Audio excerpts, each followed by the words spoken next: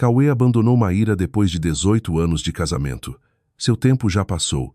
Ninguém mais vai te querer. Deixou para trás dívidas, 2 filhos e uma casa prestes a afundar, enquanto começava uma vida nova, ao lado de uma amante muito mais jovem. Mas um ano depois, quando viu a ex-esposa na televisão nacional diante de milhões de pessoas, entendeu que tinha cometido o maior erro da vida.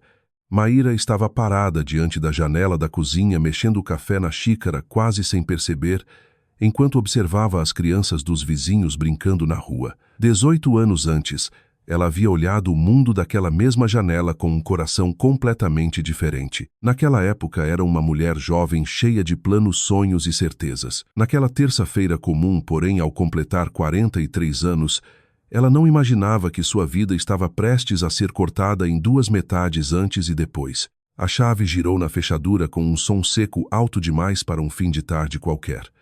Cauê entrou, mas não chamou por ela como sempre fazia. Não perguntou pelo jantar. Não largou a pasta no sofá com a pressa costumeira. Maíra sentiu o peito apertar antes mesmo de vê-lo direito. Conhecia aquele homem havia 20 anos, fora casada com ele por 18. E o silêncio dele dizia mais do que qualquer frase. Maíra, a gente precisa conversar. A voz dele soou distante, quase burocrática.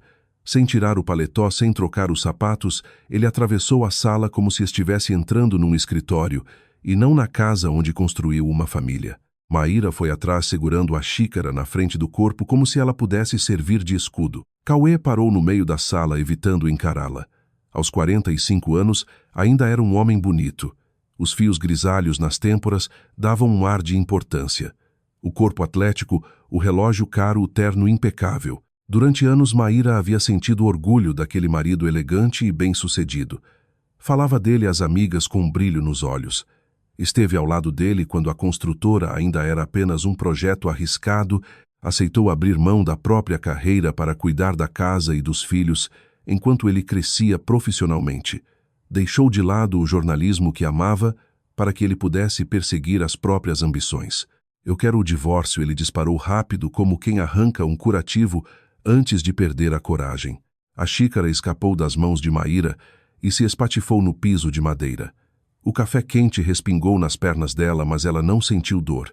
Por dentro tudo havia congelado. O que sussurrou, embora tivesse escutado perfeitamente, era apenas a mente se recusando a aceitar. Eu estou com outra pessoa. Lavínia, minha secretária. Ela tem 25 anos, Maíra. A gente quer ficar junto. Maíra foi descendo devagar até se sentar na poltrona favorita. Aquela poltrona em que lia histórias para os filhos, em que cochilava esperando Cauê voltar tarde das reuniões, em que tantas vezes imaginou o futuro da família. Lavínia. Ela lembrava daquela moça, alta loura com um rosto quase infantil e um olhar calculista demais para a idade. Maíra tinha chegado a dar um lenço bonito de presente no aniversário dela, quando Cauê comentou que a secretária era dedicada e merecia uma lembrança. 18 anos, Cauê. 18 anos. A voz saiu falha áspera. Dentro dela passavam cenas inteiras de uma vida. A proposta de emprego num jornal regional recusada quando Gael nasceu. As noites em claro ao lado de Yara febril enquanto o marido viajava a trabalho. As economias apertadas no período em que a empresa dele quase quebrou. O apoio silencioso. A fé. A parceria. Tenta entender. Não é nada, pessoal, disse ele enfim. E quando a encarou, havia nos olhos dele apenas pena. Aquele tipo de pena que fere mais que desprezo. A gente mudou. Eu mudei. Tenho outras necessidades, outros planos. Maíra se levantou. Algo quente e duro começou a despertar dentro dela. E os nossos filhos, Gael tem 16. Yara tem 14. Eles ainda precisam da família deles. Crianças crescem. Eles vão entender. E eu perguntou ela, e a própria voz lhe soou estranha, firme e cortante. Fazia anos que não falava assim. No jornal da faculdade, as pessoas sabiam que quando Maíra adotava aquele tom, era melhor não subestimá-la. Cauê deu de ombros e aquele gesto encerrou qualquer dúvida que ainda pudesse restar. Indiferença. Era isso que ele sentia pela mulher que lhe dera os melhores anos da vida. Você, ele repetiu com uma frieza quase clínica. Maíra, vamos ser sinceros. Você tem 43 anos. Nessa idade o bonde já passou. Ninguém mais vai te querer. Você é uma dona de casa sem profissão, sem dinheiro, com 2 filhos nas costas. Lavínia é jovem bonita. Tem a vida toda pela frente. Quer viajar, crescer, ter filhos. E você, o que pode oferecer? Reclamação, cansaço, conversa sobre passado. Cada palavra acertava com precisão. Maíra olhou para aquele homem e não reconheceu nada. Onde tinha ido parar o rapaz que lia poemas para ela no campus da universidade? O homem que chorou ao pegar os filhos no colo pela primeira vez? O marido que até um ano atrás dizia que eles venceriam qualquer crise juntos? Sai da minha casa, ela disse baixo. Oque. Sai da minha casa, gritou tão alto que o cachorro no corredor latiu assustado. Agora. E não volta mais. Maíra se comporta como adulta. A casa está no meu nome. O financiamento também. Você pode acabar sem nada. O tom dele mudou de novo agora com a segurança de quem já tinha calculado tudo. Não era uma conversa de casamento. Era uma negociação. Sem nada, ela riu. Um riso estranho, quase assustador até para si mesma. E o que eu tive com você, Cauê me diz. Móveis bonitos. Um carro caro que você usava para ir encontrar a amante férias, uma vez por ano em que você passava o tempo todo no celular com gente da empresa. Nesse instante a porta da frente bateu. Os filhos haviam chegado. Gael vinha do treino. Yara tinha ido estudar com uma amiga. As vozes dos dois, normalmente tão leves, atravessaram a casa como lâminas. Mãe, que cheiro é esse?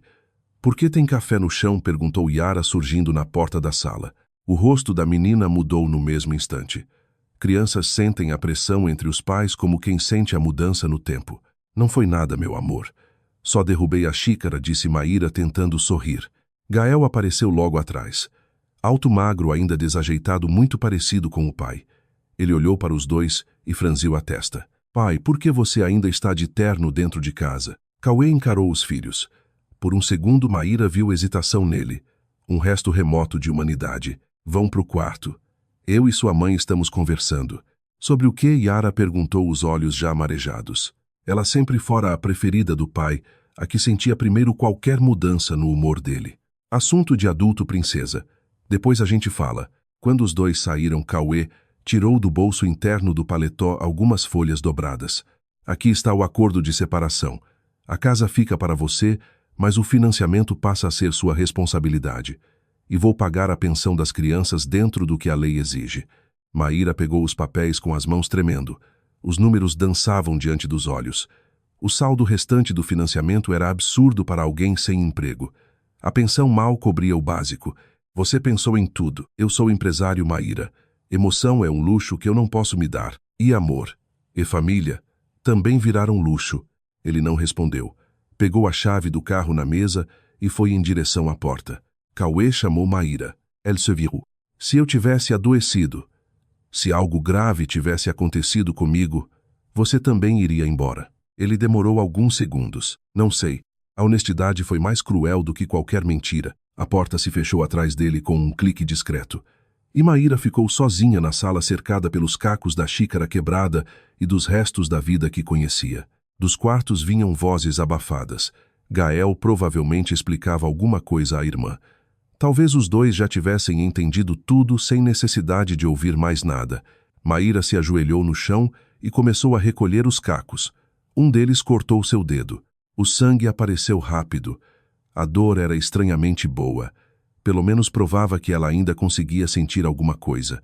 43 anos. Ninguém vai te querer. A frase girava na cabeça como uma música ruim que não acaba, porque um dia ela fora outra pessoa. Uma jornalista ambiciosa, inquieta, a mulher que sonhava fazer grandes reportagens, entrevistas, importantes matérias que mudassem alguma coisa.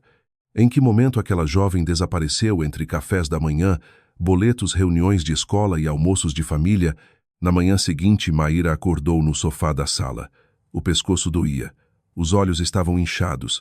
Durante alguns segundos ela não lembrou por que se sentia tão vazia. Então tudo voltou: o divórcio, Lavínia, as palavras cruéis, os papéis, o silêncio. Da cozinha vinha barulho. Os filhos se aprontavam para o colégio. Ela olhou no relógio. 7 da manhã. Como sempre, havia café da manhã, para preparar lanche, para separar dinheiro para o intervalo, cadernos para conferir. A rotina de mãe seguia intacta, ainda que o chão da vida tivesse cedido. Mãe, por que você dormiu no sofá? Yara perguntou da porta, de uniforme e mochila nas costas. Peguei no sono, vendo TV, mentiu Maíra, tentando ajeitar o cabelo. E o pai? Perguntou Gael, surgindo atrás da irmã. Na voz dele não havia ingenuidade. Ele queria a verdade. Maíra olhou para os dois. Yara, tão parecida com ela, de olhos castanhos grandes e escuro sensível sonhadora.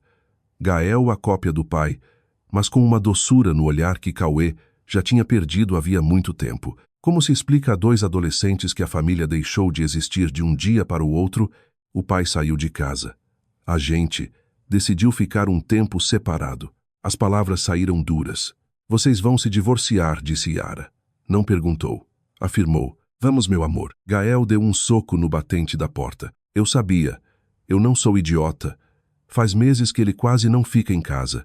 E quando ficava, olhava pra gente como se já fosse uma visita. Gael. Não, mãe. Chega. E aquela secretária, aquela que ligava de noite, a gente ouvia a voz dele no telefone. Aquilo não era papo de trabalho. Yara começou a chorar em silêncio. As lágrimas escorriam sem soluço. Maíra abraçou a filha e sentiu os próprios olhos voltarem a arder. A gente vai dar um jeito, disse, embora nem ela acreditasse totalmente. Nós três somos uma família. A gente vai dar um jeito. Mas quando os filhos saíram para a escola, a realidade entrou inteira pela casa. Maíra abriu o notebook e começou a olhar vagas de emprego. Formação em jornalismo, 15 anos fora do mercado. Experiência em administração doméstica e criação de filhos.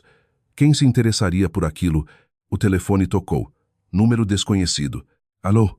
Dona Maíra aqui. É da imobiliária Prime Lar.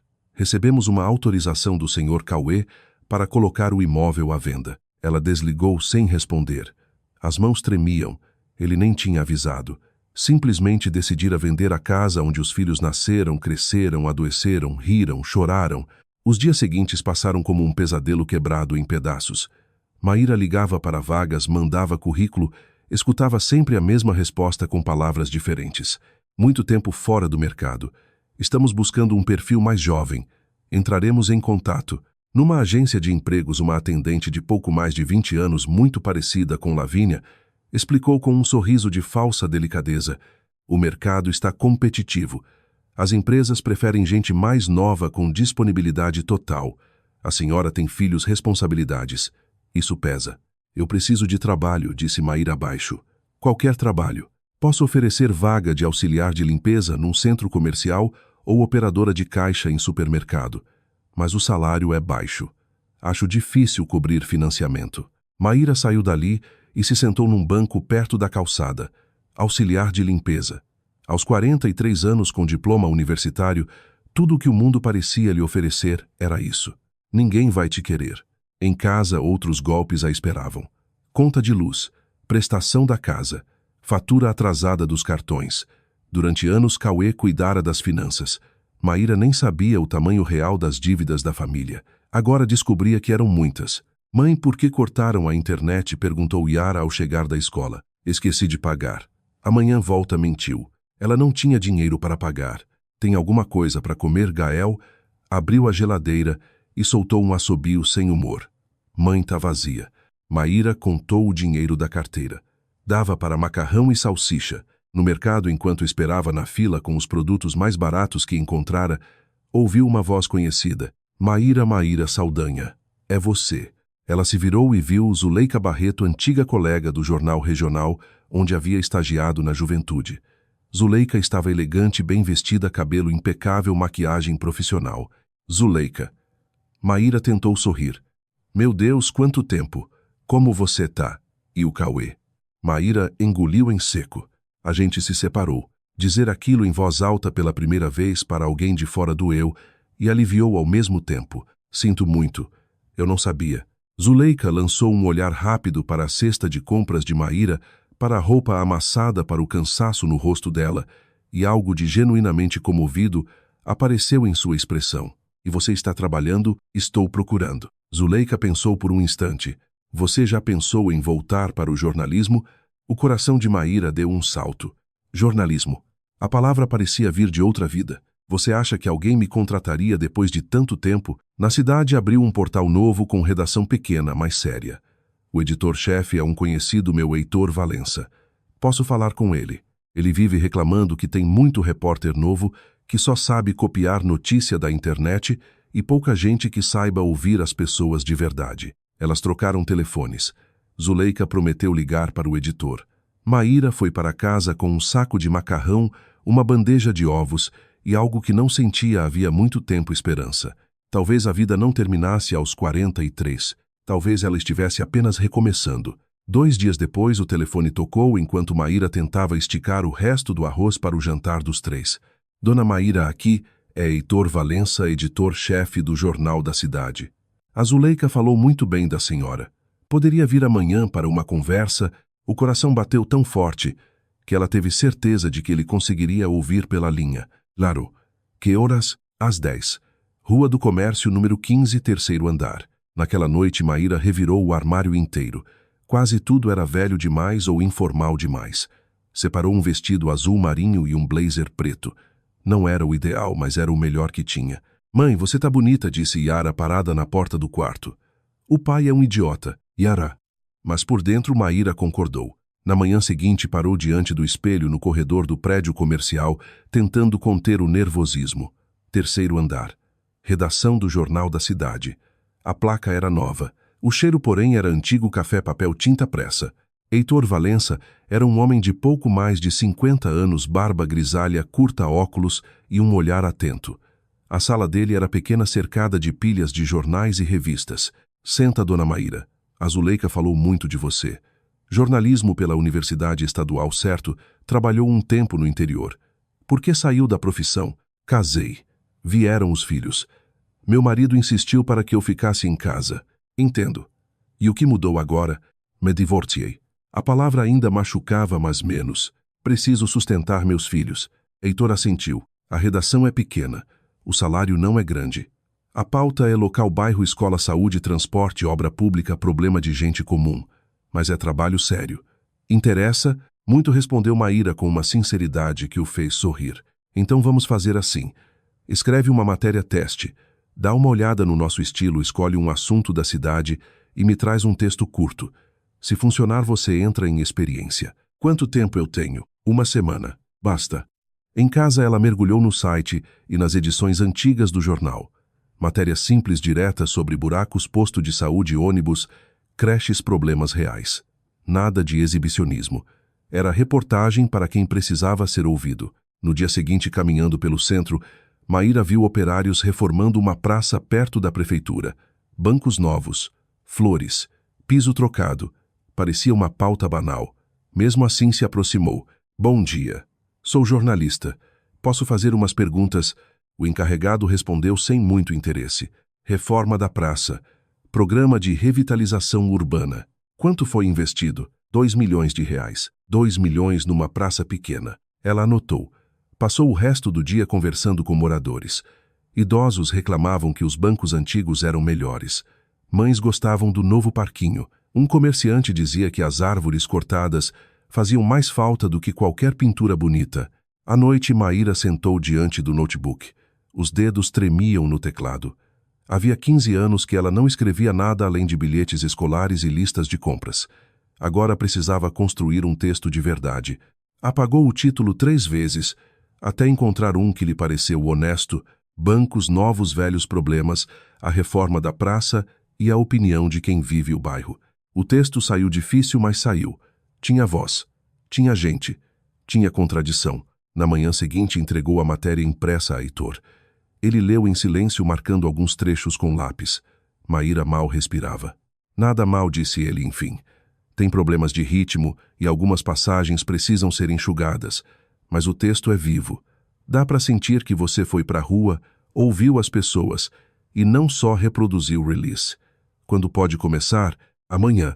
A resposta saiu antes mesmo que ela pensasse. Então amanhã. Salário de 2 mil reais por mês, mais bônus por publicação. Expediente das 9 às 6. Sábado, meio período. 2 mil reais. Era muito menos do que Cauê costumava ganhar num único negócio. Mas para Maíra aquilo significava liberdade, comida, gás, caderno novo para os filhos, uma chance. Obrigada, ela disse com a voz traindo a emoção. A redação funcionava numa sala ampla, dividida em estações por divisórias baixas. Havia ali jovens repórteres, redatores, um fotógrafo, uma editora de redes. Todos a cumprimentaram com curiosidade discreta. Você vai cobrir área social, explicou Heitor. Saúde pública, educação, saneamento, transporte. O que mexe com a vida real. Maíra assentiu. Não era a editoria mais glamourosa, mas estava pronta para começar de qualquer lugar. Na primeira semana reaprendeu tudo. Programas, planilhas, ritmo de fechamento, gravação de áudio, estrutura de matéria, entrevista, apuração.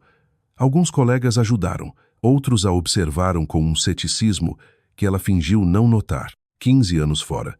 Vamos ver se acompanha. Mas Maíra trabalhava como quem tentava recuperar o tempo perdido. Chegava cedo, saía tarde, visitava escola, posto de saúde e comunidade. Escrevia sobre falta de remédio, fila de creche, ônibus lotado, rua sem iluminação, abandono de praça. E os textos começaram a chamar a atenção. Leitores enviavam mensagens, pediam continuidade, agradeciam por finalmente ver seus problemas publicados. Você tem mão para isso, disse Heitor certa vez. Seu texto tem gente dentro. Talvez porque eu também tenha vivido muita coisa do lado de cá, respondeu ela. Depois de um mês, Maíra voltou a sentir o corpo acordando para a própria vida. Em casa, os filhos acompanhavam tudo com uma mistura de orgulho e espanto. Mãe, você tá diferente, disse Gael uma noite. Tá mais viva. E ele tinha razão. Alguma coisa que dormira durante anos voltava a respirar a curiosidade, a urgência, o desejo de descobrir o que estava escondido. Certa tarde, um homem de cerca de 60 anos apareceu na redação perguntando por ela.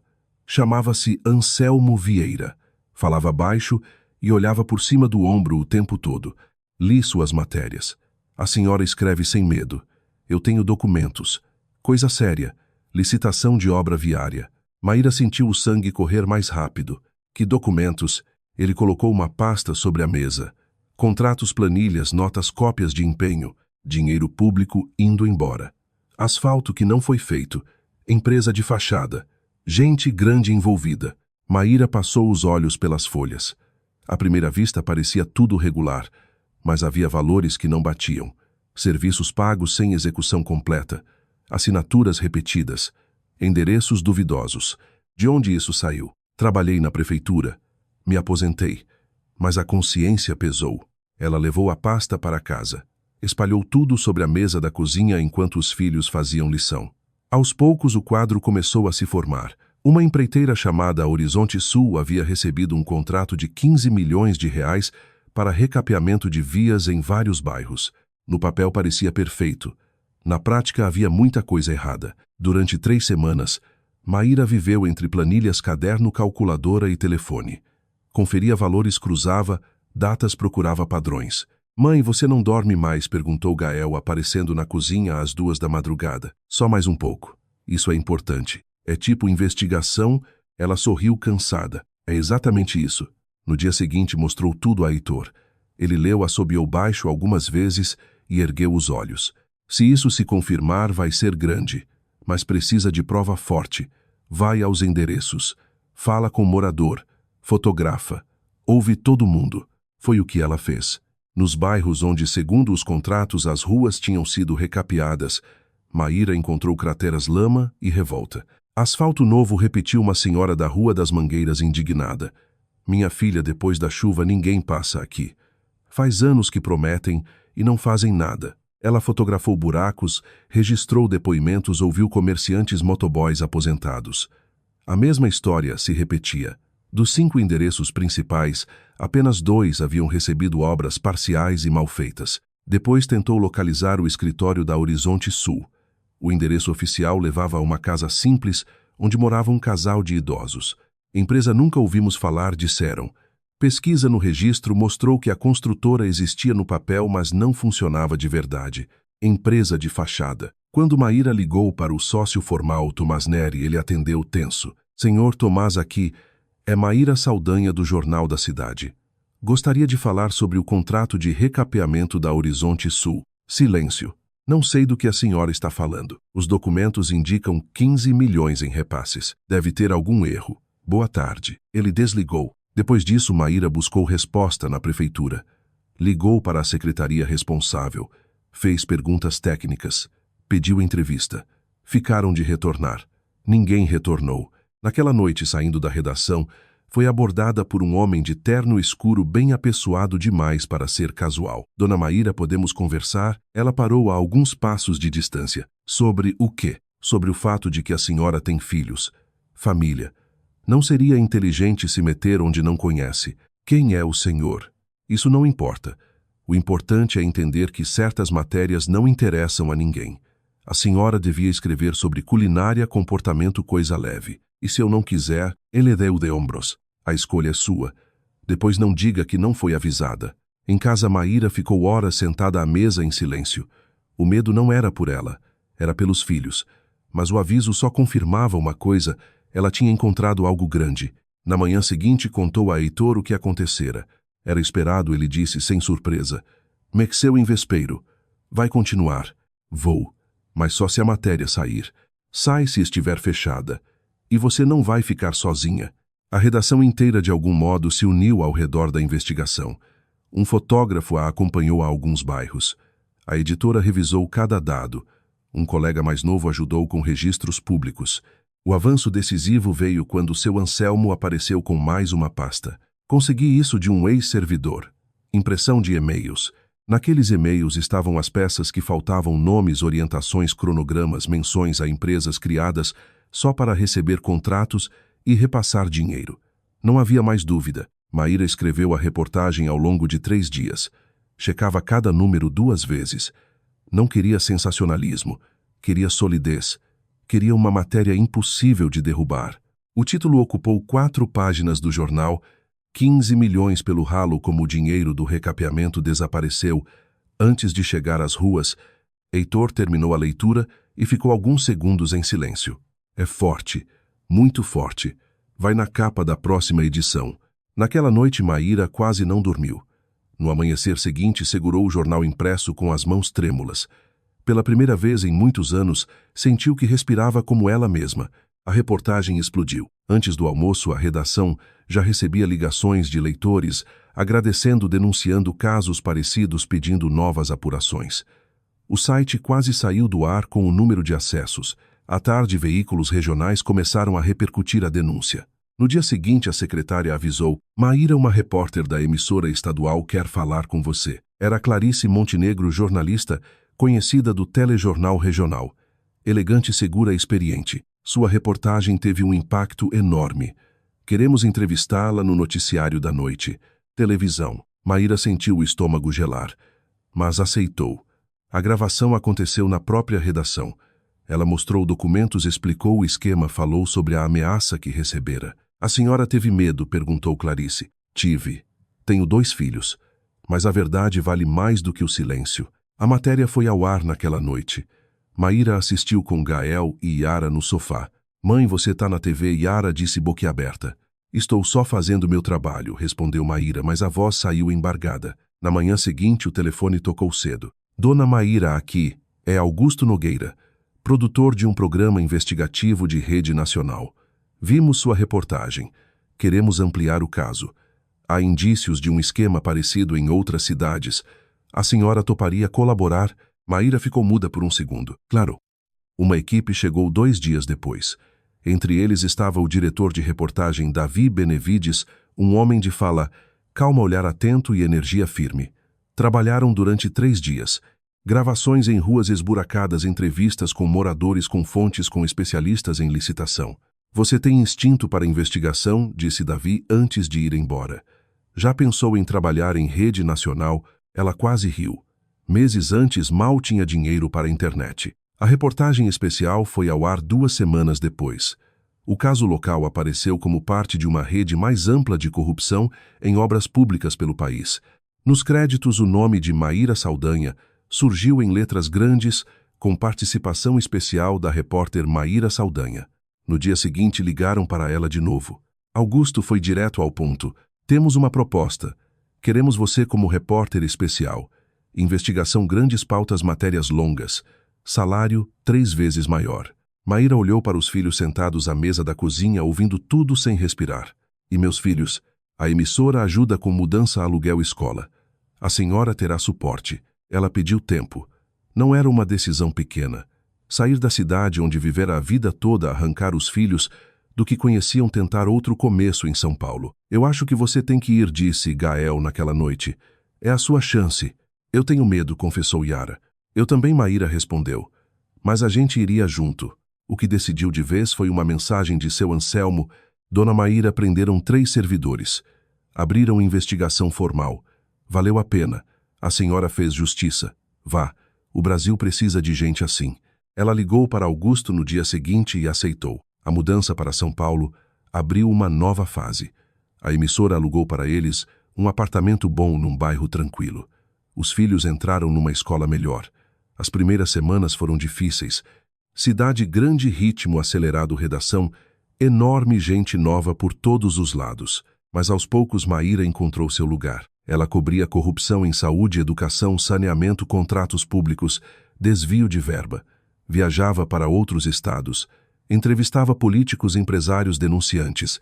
Cada pauta trazia consequências reais: afastamento de gestores, investigações abertas, recursos devolvidos. Você fareja esquema como pouca gente, disse o editor executivo da emissora certa vez. E sabe falar com gente comum. Essa combinação é rara. 6 meses depois, Maíra ganhou um quadro fixo dentro de um telejornal de grande audiência. Deixou de ser apenas a repórter de campo. Passou a conduzir entrevistas difíceis, debates, análises. Seu nome começou a circular em jornais, redes sociais, eventos de imprensa. Gael entrou numa escola forte em matemática e se adaptou rápido. Yara descobriu o teatro e floresceu. Os dois passaram a assistir a mãe com admiração aberta. Lembra quando o pai disse que ninguém ia te querer? Yara comentou uma noite. Maíra suspirou. Lembro. Que idiota. Maíra sorriu. A consagração veio quando lhe ofereceram uma entrevista exclusiva com o ministro da Infraestrutura num programa ao vivo. Era uma das conversas mais importantes do ano.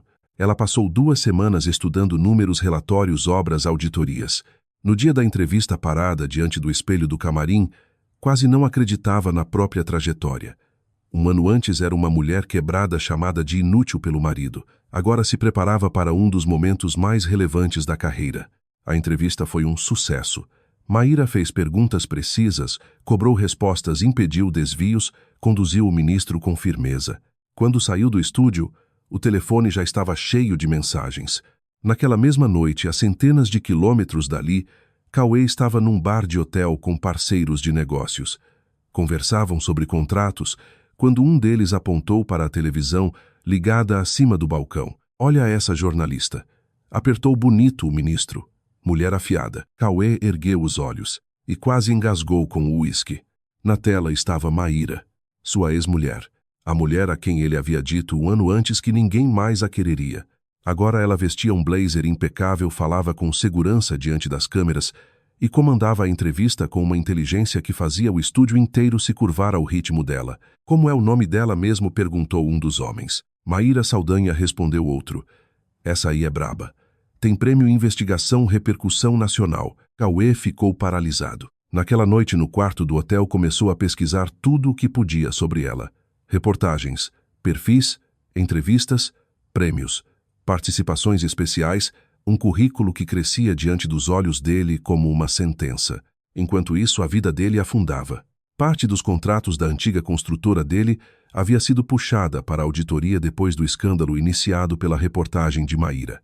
A empresa não era o centro do esquema, mas aparecia envolvida em sobrepreço, execução precária e acordos obscuros.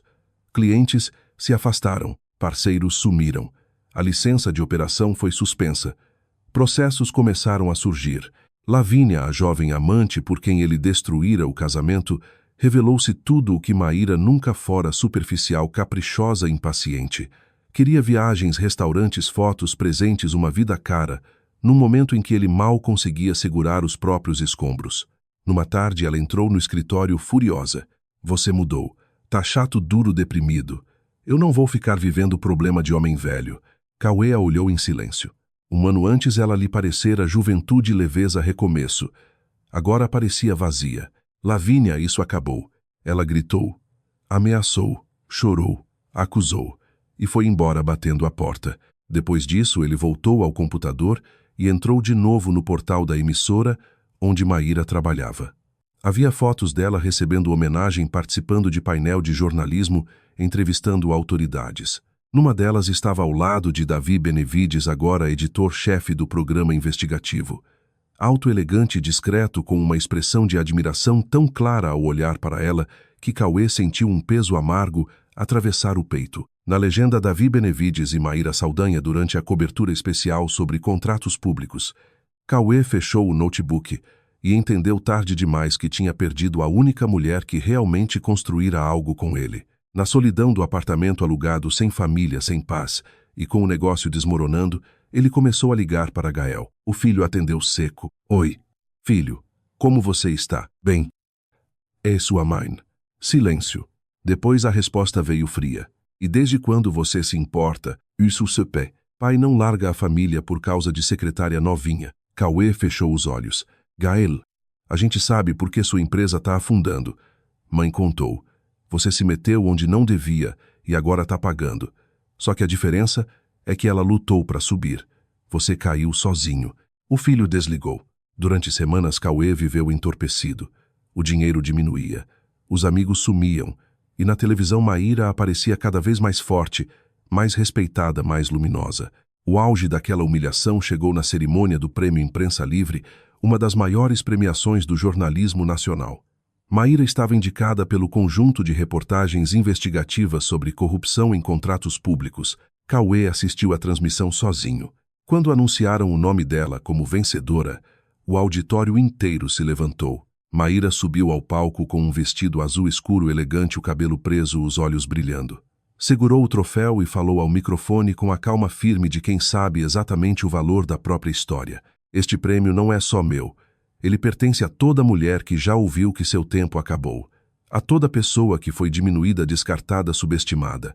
A vida não termina quando alguém decide sair dela. Às vezes é ali que ela finalmente começa. Cauê chorou. Chorou como não chorava havia décadas. No dia seguinte tentou ligar para ela. O número pessoal não funcionava mais. Ligou para a emissora. A secretária informou educadamente que Maíra não atendia chamadas pessoais por aquele canal. Então ele escreveu um e-mail longo. Pediu perdão. Disse que tinha errado. Disse que se orgulhava dela. Disse que queria conversar. Não houve resposta. Um mês depois, uma coluna social publicou discretamente que Maíra e Davi Benevides estavam juntos. A nota dizia que o casal planejava oficializar a relação em breve. Na entrevista dada pela emissora sobre um novo projeto, Maíra comentou com simplicidade: Davi me respeita como profissional, como mulher, como pessoa. Ele não quer que eu seja menor para caber na vida dele. Cauê desligou a televisão. Tudo havia acabado, mas para Maíra a história seguia. 2 anos depois daquela noite em que o casamento ruiu, ela estava diante do espelho do camarim, ajustando os brincos antes de mais uma cerimônia. Receberia o prêmio de melhor reportagem investigativa do ano. A maquiadora fazia os últimos retoques, mas Maíra mal percebia. Pensava no tamanho do caminho percorrido. Está pronta? Perguntou Davi, entrando com um sorriso tranquilo. Alto, seguro, gentil, com fios brancos nas têmporas e uma presença serena, ele havia se tornado ao longo daqueles meses abrigo e parceria. Conheceram-se no trabalho. Primeiro veio o respeito profissional, depois a confiança, depois um afeto fundo, sólido, maduro. Quase ela respondeu, e o coração deu aquele pequeno salto de sempre ao vê-lo. Você merece tudo isso, ele disse, aproximando-se e colocando as mãos nos ombros dela. O seu trabalho mudou vidas. Era verdade. As reportagens de Maíra tinham ajudado a abrir investigações, derrubar esquemas, devolver recursos públicos, expor redes inteiras de desvio. A porta do camarim se abriu e os filhos entraram. Agora Gael tinha 18 anos e Yara 16. Mãe, eu tô orgulhosa demais, disse Yara abraçando-a. Na cidade grande a menina tinha ganhado voz, confiança e um brilho que antes vivia escondido. E eu gravei tudo, anunciou Gael levantando o celular. Um dia ainda faço um documentário chamado Como Minha Mãe Virou Gigante. Gael havia decidido cursar jornalismo. Dizia que queria trabalhar com verdade como a mãe. Yara sonhava com palco e dramaturgia. Vamos? Perguntou Davi. No auditório, Maíra caminhou até o palco sob aplausos. Rostos conhecidos, colegas, diretores, jornalistas que admirava. Ao pegar o troféu, respirou fundo. 2 anos atrás eu era uma mulher sem renda, sem chão e com 2 filhos para criar. Ouvi que meu tempo havia passado, mas descobri que nenhum relógio é mais forte do que a coragem de recomeçar. A idade não fecha portas. O medo, sim. Quando a gente decide continuar a vida, encontra um jeito de responder. Houve aplausos, longos risos emocionados, gente de pé. Na primeira fila, Davi a olhava com amor e orgulho. Os filhos choravam sem vergonha. Depois da cerimônia, voltaram juntos para casa. No carro, Gael falava da faculdade. Yara comentava uma audição.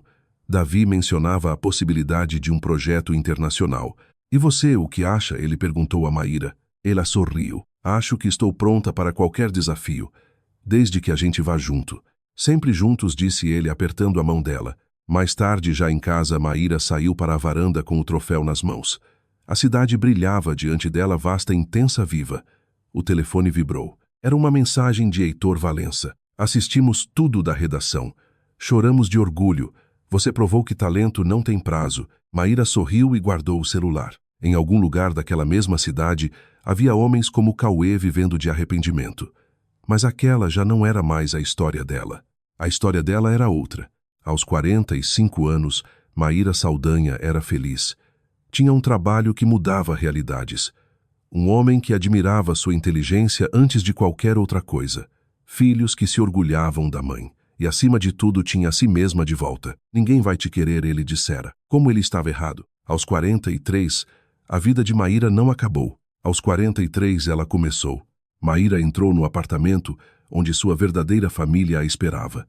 Uma família construída sobre respeito, afeto, presença e escolha.